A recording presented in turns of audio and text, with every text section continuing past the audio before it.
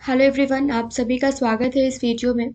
और आज हम एक इम्पॉर्टेंट टॉपिक कवर करने वाले हैं जो किसी भी एग्ज़ाम पॉइंट ऑफ व्यू से काफ़ी इम्पॉर्टेंट है। और ये न्यूज़ काफ़ी दिनों तक ट्रेंड में था, तो इससे क्वेश्चंस पूछे जाने की संभावना काफ़ी अधिक है, इसलिए हम इस टॉपिक को कवर कर रहे हैं।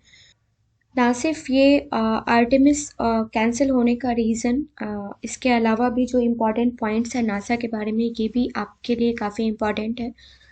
सो A9 एजुकेशन फैमिली से बने रहने के लिए थैंक यू सो मच। आप इस चैनल को अपने किसी भी एग्ज़ाम की प्रिपरेशन के लिए लाइक कर सकते हैं, सब्सक्राइब कर सकते हैं। और आज हम टॉपिक स्टार्ट कर रहे हैं। नासा ने आर्टेमिस मून मिशन स्थगित कर दिया है। क्यों स्थगित किया है? नासा का मेन एम क्या है? और कौन कौन सा मिशन इसने कब तक के लिए स्थगित किया है, ये आज इस वीडियो में हम देखेंगे। सबसे पहले हम देखते हैं कि नासा ने आर्टेमिस मून मिशन जो है ये स्थगित किया है, तो क्यों किया है, इसके पीछे क्या रीज़न है और ये कब तक के लिए स्थगित किया है। तो जैसा कि हम सबको पता है कि नासा एक अमेरिकी सरकारी संस्थान है और ये अंतरिक्ष से जुड़े विज्ञान और टेक्नोलॉजी के लिए काम करती है। पूरी तरीके से इसके लिए डेडिकेटेड है। एक्चुअली अंतरिक्ष युग की शुरुआत सोवियत संघ के द्वारा, और ये अपना उपग्रह स्पुतनिक का प्रक्षेपण करके इन्होंने अंतरिक्ष में भेजा था। तो यहाँ पे बात हो रही है कि नासा ने आर्टेमिस कार्यक्रम जो है वो स्थगित कर दिया है। और नासा ने ये कार्यक्रम जो है ये आर्टेमिस 3 और आर्टेमिस 2 दोनों ही कार्यक्रम जो है ये स्थगित किया है। अगर आर्टेमिस 2 की बात करी जाए तो नासा ने इसको सितंबर 2025 तक के लिए कैंसिल किया है। और इसका मेन एम क्या था? आर्टेमिस 2 का मेन एम क्या था? तो जीवन समर्थन प्रणालियों का परीक्षण करने के लिए चंद्रमा के चारों ओर एक दल भेजने के लिए 10 दिवसीय मिशन जो है ये आर्टेमिस 2 को भी यहाँ पे कैंसिल किया गया है। और आर्टेमिस 3 को कब तक के लिए कैंसिल किया गया है? तो आर्टेमिस 3 को कैंसिल किया गया है सितंबर 2026 तक। जिसका मिशन क्या था? इसका उद्देश्य था 4 अंतरिक्ष यात्रियों को चंद्रमा के दक्षिणी ध्रुव के पास उतारना। तो ये दोनों ही प्लान जो है वो कैंसिल कर दिया गया है, 1 सितंबर 2025 तक और 1 सितंबर 2026 तक। इसका रीज़न नासा की तरफ से क्या दिया गया है कि ये मेन है कि इनकी जो चुनौतियां हैं वो है कि इससे जुड़े जो तैयारियां होनी चाहिए उसमें कुछ देरी है, जिसकी वजह से इन्होंने ये दोनों के दोनों प्लान कैंसिल करे हैं। लेकिन यहाँ पे स्थगन की घोषणा जो है ये तब की गई, यहाँ पे आपको क्लियर हो जाएगा कि नासा ने इन दोनों प्लान को क्यों कैंसिल किया है। कि पीटर्सबर्ग कंपनी ने मिशन समाप्त होने वाले ईंधन रिसाव के कारण चंद्रमा पर एक अंतरिक्ष यान उतारने का अपना प्रयास जो है वो छोड़ दिया।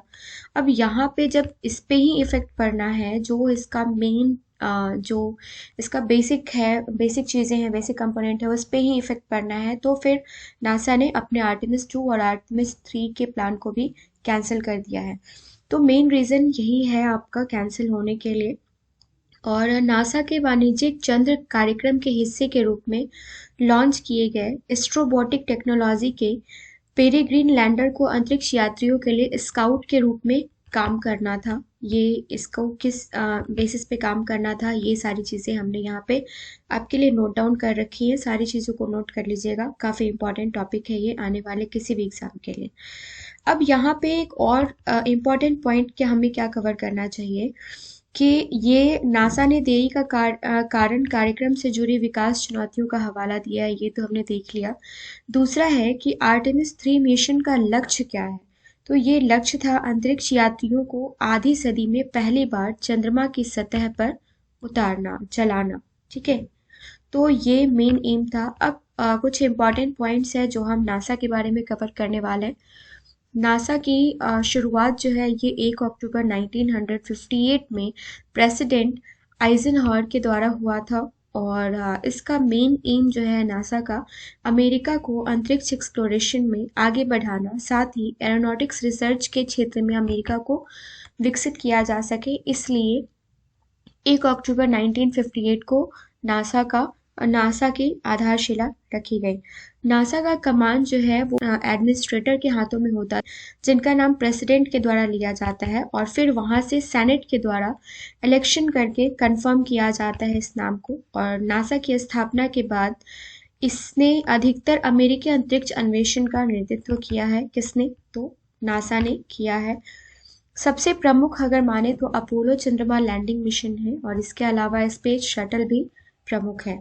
अपोलो मिशन को अमेरिका ने तब किया जब उसे लगा कि वो सोवियत संघ से अंतरिक्ष के क्षेत्र में पिछड़ रहा है। और उस वक्त के राष्ट्रपति आपसे पूछा जा सकता है, तो उस वक्त के जो राष्ट्रपति थे वो जॉन कैनेडी ने मून लैंडिंग के मिशन द्वारा बता दिया कि वो किसी देश किसी भी क्षेत्र से पीछे नहीं है, किसी भी क्षेत्र में किसी भी देश से पीछे नहीं है। और ये जो मिशन था, इस मिशन के लिए अप्रॉक्स $20 बिलियन खर्च किया गया था, जो 1960 के दशक के सबसे महंगे कार्यक्रमों में से एक माना गया है। और उसका लक्ष्य क्या था? मनुष्य के कदमों को चंद्रमा पर उतारना।